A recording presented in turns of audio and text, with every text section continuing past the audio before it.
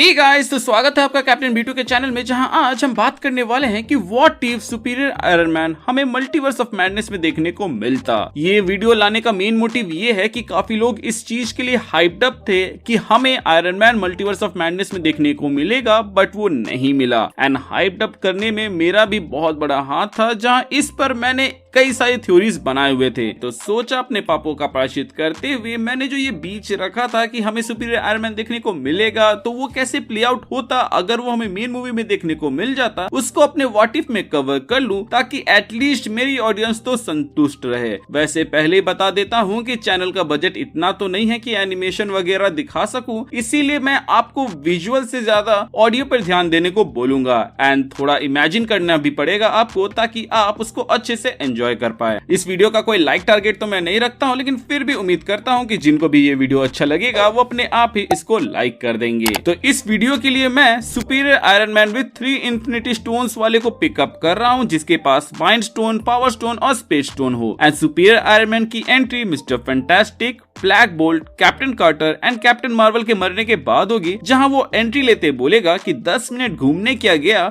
यहाँ तो सबकी बैंड बज गई। एंड बीइंग अ जिम्मेदार इल्यूमिनाटी मेंबर, मुझे ये टीम फिर से बनाना पड़ेगा। जिस पर वांडा बोलेगी, लगता है कि स्टार्क हर यूनिवर्स में मजाकिया है, पर अपने दोस्तों के मरने पर भी ऐसे रिएक्ट करना शोज कि तुम कितने पत्थर दिल हो। बट फिर भी अगर जिंदा रहना चाहते हो तो मेरे रास्ते से हट जाओ, वरना इनके जैसे रास्ते से हटा दिए जाओगे। सुपीरियर आयरन मैन को लगेगा कि ये कल की आई विच हमें हल्के में ले रही है, तो वो माइंड स्टोन से एक एनर्जी ब्लास्ट छोड़ेगा, जिसको वांडा ब्लॉक करते हुए एक एनर्जी ब्लास्ट छोड़ेगी, जिससे सुपीरियर आयरन मैन थोड़ा पीछे ढकला जाएगा। जिसके बाद से उसको अंदाजा हो जाएगा कि उसे हराने के लिए उसे अपने बैटल मोड में जाना होगा, जिसके बाद से उसका सूट का कलर रेड ग्लो करने लगेगा। यहाँ पर मैं आप लोगों को एक अल्टरनेट टेक के बारे में बता देता हूँ, जो कि मैंने सोचा था, और वो ये है कि सुपीरियर आयरन मैन यहाँ पर माइंड स्टोन से एक एनर्जी ब्लास्ट छोड़ते हुए एंट्री लेता, जहाँ पे वो ब्लास्ट जाकर वांडा को लगता, जिसकी वजह से वांडा कुछ कदम पीछे धकली जाती। एंड जब आयरन मैन देखता कि उसके टीम मेंबर्स मर गए हैं, तो वो गुस्से में आग बगुला हो जाता, जिसकी वजह से उसका सूट का कलर रेड हो जाता।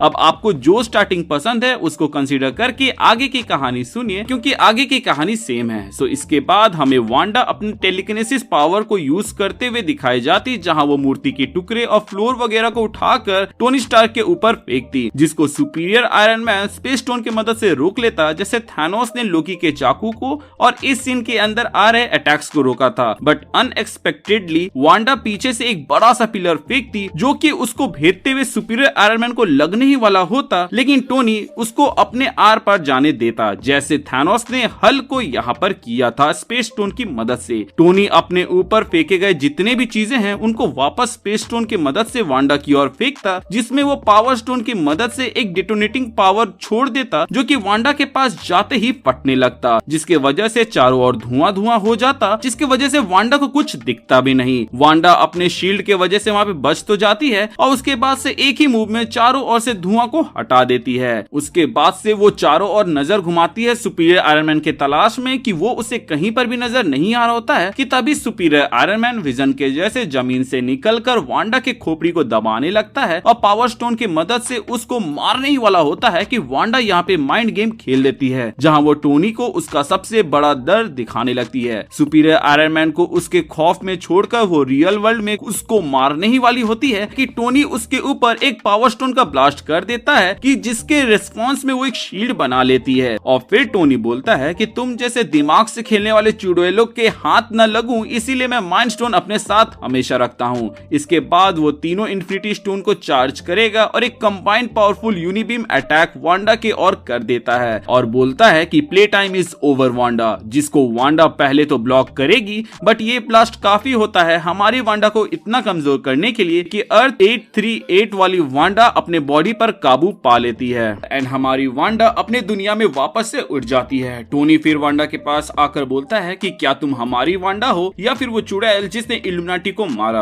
अर्थ 838 की वांडा को कुछ समझ में नहीं आ रहा होता है, जिस पर टोनी उसको समझाता है कि एक दूसरी पागल वांडा एक बच्ची के लिए कत्ले आम मचाए जा रही है, जिसको मैंने यहाँ पे सुलटा दिया। एंड फन फैक्ट, अब मैं इस दुनिया का स्मार्टेस्ट मैन अलाइव हूँ प्लस मोस्ट पावरफुल एवेंजर। कि तभी हमारी वांडा 838 वाली वांडा के ऊपर टेक ओवर कर लेती है और बोलेगी ज्यादा देर के लिए नहीं टोनी, जिसके तुरंत बाद वो एक हाथ से 3 इन्फिनिटी स्टोन्स को सुपीरियर आयरन मैन के सूट से अलग करेगी और दूसरे हाथ से उसको क्रश करने ही वाली होगी कि टोनी सोनिक अटैक करते हुए थोड़े पीछे चला जाएगा और जितने भी अल्ट्रॉन बॉट्स के पार्ट्स वहां पे मौजूद है उन सबको अपने में जुड़ने का कमांड देगा। वांडा इन्फिनिटी स्टोन्स को तबाह कर देगी एंड बोलेगी कि अब तुम्हें कोई भी नहीं बचा सकता। एंड वो आगे चार्ज इन करेगी बिल्कुल बेकाबू हल्क के जैसे, जिसके बाद दोनों एक पावरफुल ब्लो शेयर करेंगे, जिसके बाद से टोनी का सूट थोड़ा सा डैमेज हो जाएगा और उसके हाथ वाले एरिया को देखकर वांडा बोलेगी कि तुम तो इंसान हो फिर भी तुम्हारे ऊपर रियलिटी रैपिंग काम क्यों नहीं कर रहा, जिस पर टोनी बताएगा कि मेरे नाम के आगे सुपीरियर यूं ही नहीं लगा है। एंड बताएगा कि जिस मेटल से उसका सूट बना हुआ है उसको रियलिटी रैपर तो क्या